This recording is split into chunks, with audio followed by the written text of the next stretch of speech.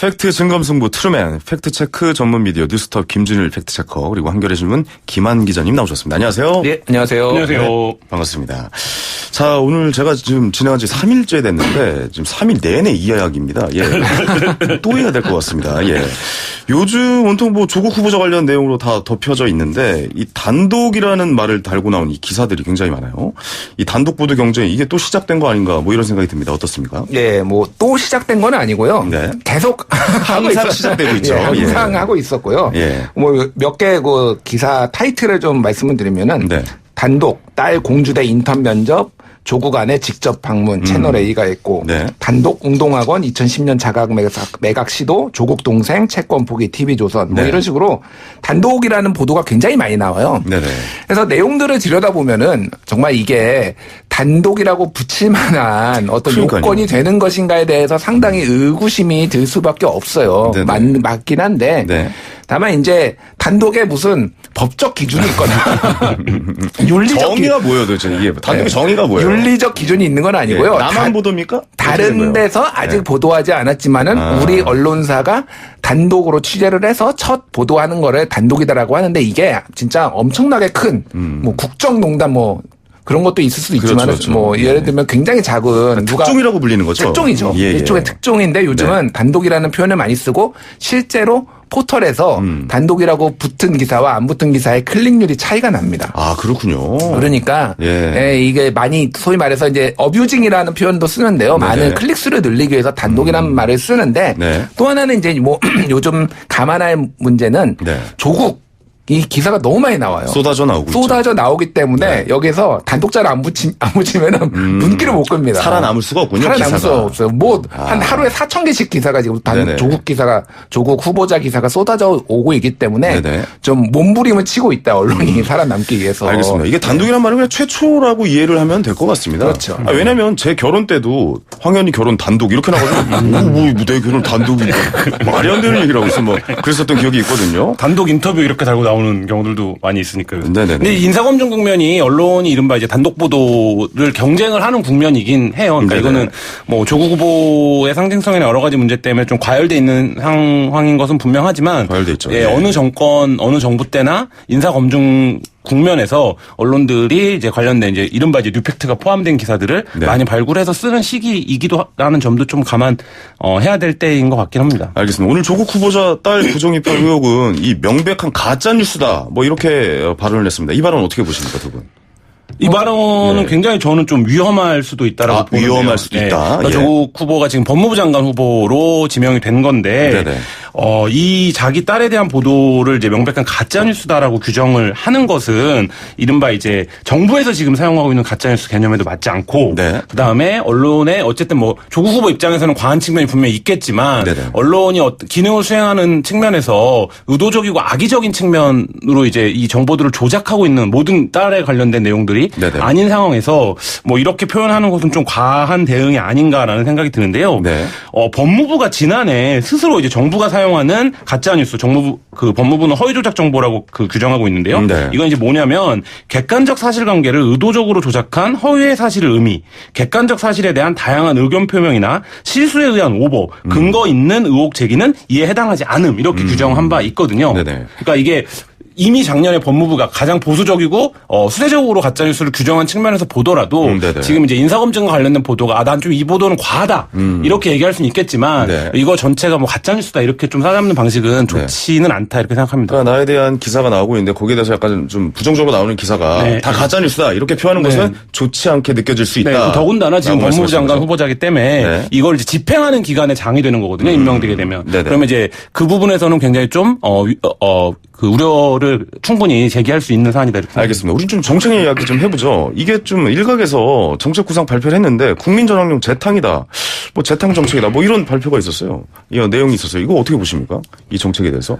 그러니까 지금 몇 가지 얘기들에 대해서 오히려 정책적인 발표가 문제가 있는 것 아니냐라는 이제 지적이 나오고 있는데요. 네. 뭐 재탕이냐 아니냐 뭐 이 부분을 떠나서 지금 이제 뭐 장관이 자기가 이런 정책을 하고 싶다. 네네. 이런 걸 이제 후보자실에 밝히는 거는 굉장히 이례적이지만 좋은 활동이라고 봅니다. 실제로 그 장관이 어떤 정책을 펼칠지 알아야 그 장관에 대한 어떤 동의 부동의를 결정할 수 있기 때문에. 근데 다만 조국 이라고 하는 인물에 대한 지지나 호의는 네. 진보적 법학자로서의 면모 그리고 이른바 촛불 정신이라고 얘기하는 것에서 적극적으로 사회에 참여했던 어떤 이미지 뭐 이런 것들인데 네. 조국 후보가 오늘 발표한 내용들을 보면 정신질환자에 대한 처벌을 강화한다든지 그다음에 표현의 자유 도 폭력으로 사용될 경우는 강하게 처벌하겠다든지 뭐 이런 네. 부분들은 해석하기 여하에 따라서 과거 시민의 목소리를 통제하는 권위주의 정부에서 사용했던 정책 수단과 사실 다를 바 없다라는 비판을 좀 받을 소지가 있는 발표들을 오늘 했는데요. 그러니까 네. 조국 법무부 장관 시대가 만약에 열린다고 한다면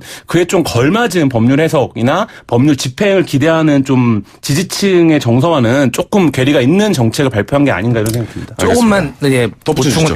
보충을 하자면은 네네. 이제 이 가짜 뉴스라는 단어를 쓰고 요거 앞뒤 질문을 좀 거군요. 같이 연결해서 말씀을 드리면은 네. 일단 그 가짜 뉴스 규제론이 문재인 정부가 지난해 한 10월 정도에 이낙연 총리가 가짜 뉴스와의 전쟁을 선포를 했고 네. 그다음에 각 부처들이 가짜 뉴스 대책을 이제 만들어냈어요. 근데 약간 소극적이다라는 뭐 이야기들이 있었어요. 이를테면 네네. 주무부처가 이제 규제 주무부처는 방통위였고 이걸 단속하는 주무부처는 법무부였어요. 네. 근데 그 양 수장들이 이거에 대해서 약간 소극적이다라는 이제 그런 얘기들이 있었어요. 그다음에 지금 현재 교체되는 카드들이 한상혁 그 방통위원장 네. 그리고 조국 법무부 장관 이렇게 지금 새로운 카드들이 왔는데 네. 한상혁 그 방통위원장 후보자는 네. 가짜뉴스 표현의 자유를 넘어서는 거다.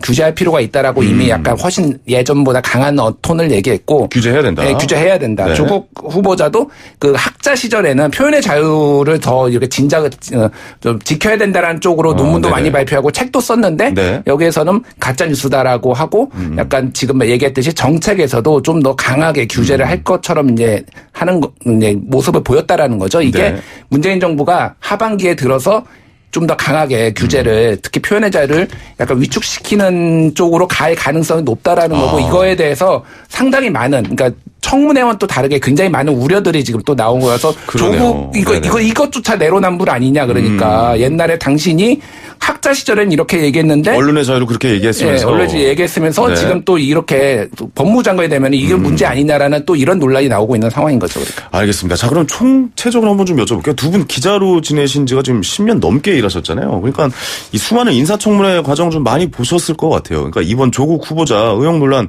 이거 어떻게 보시고 결국 어떻게 될지 이거 한번 핵심을 좀 불편하신가요? 아니요. 네. 웃고 계신 분부터 말씀해 주시죠. 예. 네. PD가 밖에서 계속 물어보더니 낚였네요. 네.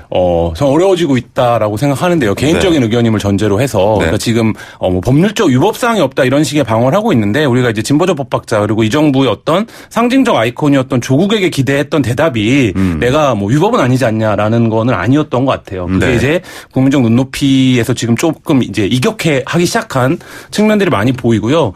또 하나는 뭐 그 앞선 문제 의혹들은 조국 후보가 뭐 성실하게 방어하거나 답변할 수 있는 문제였다라고 보는데 네. 이 입시를 둘러싼 문제는 그러니까 이른바 이제 조국 후보로 상징되는 광남 좌파라고 불렸던 계급 들의 어떤 위선을 드러내고 있거든요. 그래서 네. 이제 그게 곧 기득권층이 평소 자신의 신념과 말과는 다르게 자식 교육에 있어서는 굉장히 다른 경로, 일반 사람들은 상상하기 어려운 경로, 물론 그 경로를 걷는 것 자체가 불법이다, 위법이다, 뭐 이런 건 아니겠지만 그렇게 보는 의혹들을 말씀하시는 네네. 거잖아요. 그러니까 예. 그런 측면에서 보면 조국 후보가 조국 후보로 상징됐던 그리고 조국으로 이 지키고자 했던 가치들이 이미 좀 공격을 받기 시작한 상황이라 그 조국 그 대표 뭐 워낙 그 이미지가 예. 워낙 그런 이미지가 있었기 때문에 네. 타격이 될 수 있다. 네네. 그리고 지금 뭐 예. 조국 후보 과거 발언들 지금 현재 상황을 그대로 조국 후보의 발언을 비판해도 되는 칼럼이나 예, 뭐 이런 것들이 거죠. 나오는 상황 자체가 지금 네. 조국 후보가 법무부 장관의 로 지명되고 그거를 통해서 얻으려고 했던 효과나 이런 것들이 이미 많이 좀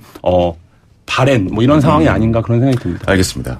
말씀해 주시죠. 그 오늘 기사 중앙일보 기사 제목이었는데요. 네. 조적조라는 단어가 나왔어요. 조적조요. 예, 네. 이게 무슨 의미였냐면 예전에는 조선일보의 적은 조선일보다. 그래가지고 조선일보가 지금 보도한 거는 옛날 조선일보 기사로 다 반박할 수 있다라는 얘기였거든요. 네네. 근데 오늘 쓰였던 맥락은 뭐였냐면 조국의 말은 조국의 적은 조국이다. 조국의 했던 말은 다 옛날 조국이 했던 말로 다 비판할 수 있다라고 지금 이게 그러니까 내로남불의 약간 전형처럼 지금 비춰지고 있어요. 그래서 이게 이제 두 가지 포인트가 있어요. 네.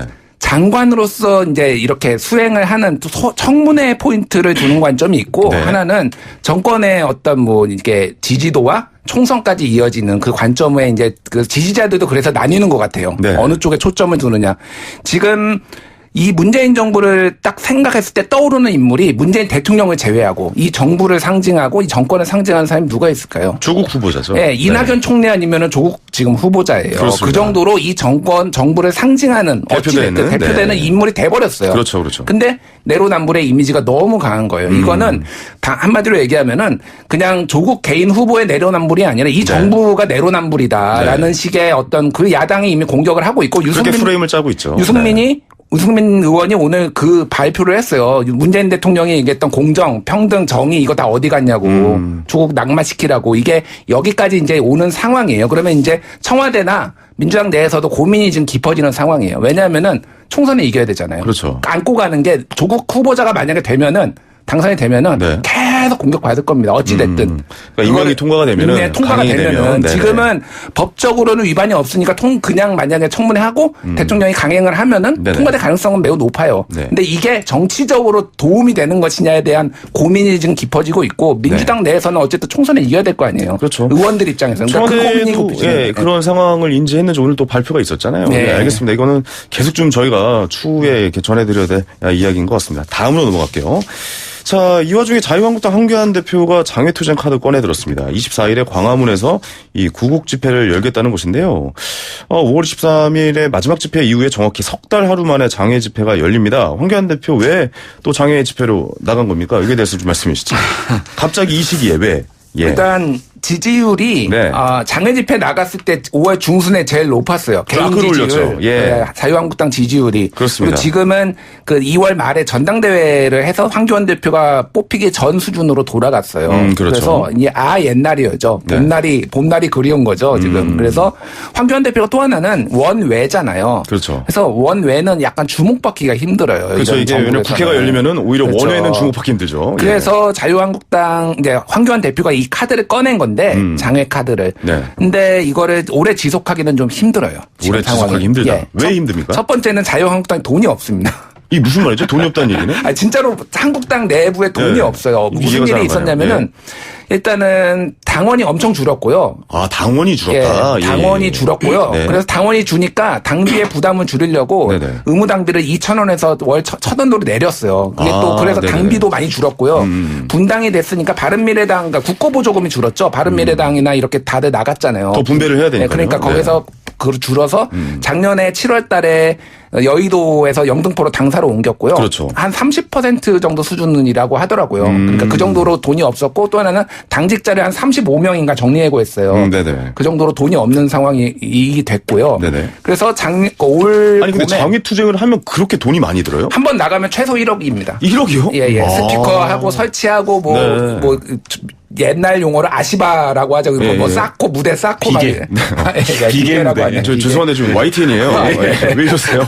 제가 기억이 안 나서 유튜브 아닙니다, 여러분. 아, 예. 자제 좀 부탁드리겠습니다. 예, 예. 아, 그렇군요. 그렇게 돈이 많이 들어가면은 아무래도 좀 부담이 될 수 있다. 뭐 이렇게 보시면 봄에 이미 한 10억 정도, 이 돈이 없는 상황에서 네네. 10억 정도를 썼어요. 그래서 최근에 그 중앙당에서 의원들한테 네. 모금 좀, 돈 좀 내라. 우리 중앙당에 돈이 기부금 없다. 좀 받아라. 예, 예. 그렇게 지금 하는 상황이라서. 야, 이거 자유한국당도 옛날이요 생각이 나겠네요. 근데 돈이 이게 부족한 얘기 처음 들었어요. 네, 황교안 대표 입장에서는 굉장히 근데 좋은 카드일 수 있어요. 뭐냐면 왜요? 지금 공천을 앞두고 있는 상황에서 네네. 지금 여의도 대나무숲이나 이렇게 이제 국회 보좌진들이 일하는 데를 보면 그렇죠. 계속 중앙당에서 몇 명 이상 지역 당원을 동원하라는 압박이 온다라는 거예요. 물론 네. 이제 그 공문이 노출되거나 이런 적은 아직 없습니다만. 네네. 근데 이렇게 해서 실제 어떤 의원은 하고 어떤 의원은 안 할 거 아니에요. 네. 이미 공천권을 황교안 대표 갖고 있는 상황에서 이 의원은 말을 지시가 먹히는군. 이 의원은 지시가 먹히지 않는군. 네. 이런 이제 경쟁이 될 수밖에 없는 구도인 거죠. 지금 네. 시기적으로. 그러면 의원들 입장에서는 울며 겨자 먹기로 여기 응할 수밖에 없게 되는 상황이고 네. 그렇게 되면 아까 말씀하셨듯이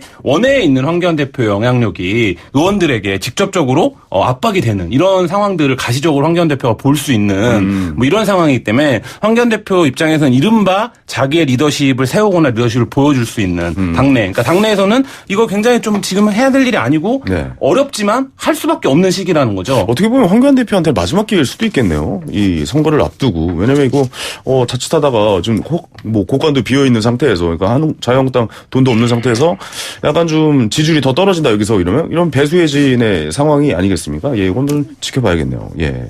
자, 세 번째 팩트 체크로 넘어가겠습니다. 일본 경제보복의 이재용 부회장 사면론이 좀 뜨고 있는데 이거 어떻게 좀 해석을 해야 됩니까? 그러니까 일본의 경제보복 조치 이후에 굉장히 좀 이재용 회장이 동분서주하고 있어요. 일거수일투족이 좀 화제가 될 정도로 많이 움직이고 있는데 이 삼성전자 이재용 부회장 대법원 선고가 미뤄지고 있다고요? 예, 네. 뭐 지금 상황이 이게 네. 뭐 어제 오늘의 상황은 아니고 사실 이게 몇 개월째 이어지고 있는 상황인데 정리를 좀 하자면은 이재용 부회장이 이제 일본의 경제 보복, 경제 도발이 시작된 이후에 네. 굉장히 한국 정부가 난리가 났고 네. 그런 상황에서 재벌 총수들 특히 이제 직접적으로 반도체에 이제 영향을 주기 때문에 네. 삼성전자 이재용 부회장의 어떤 행보가 눈에 띌 수밖에 없었죠. 그렇죠. 일본에 네. 날아갔어요. 그래서 맞아요. 예. 그래서 이렇게 했다가 문전박대 당하고 네. 다른 나라 돌아다니면서 이거를 구했다, 어떻게 했다 이런 모습들이 연일 보도가 됐습니다. 우리나라 여론이 문전박대 당하면 되게 좋아하잖아요. 그렇죠. 예전에 고 노무현 전 대통령께서도 뭐 그때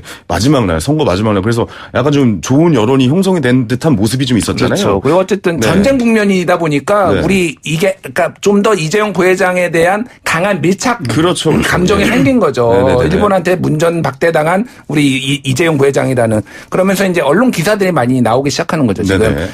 사면해야 된다.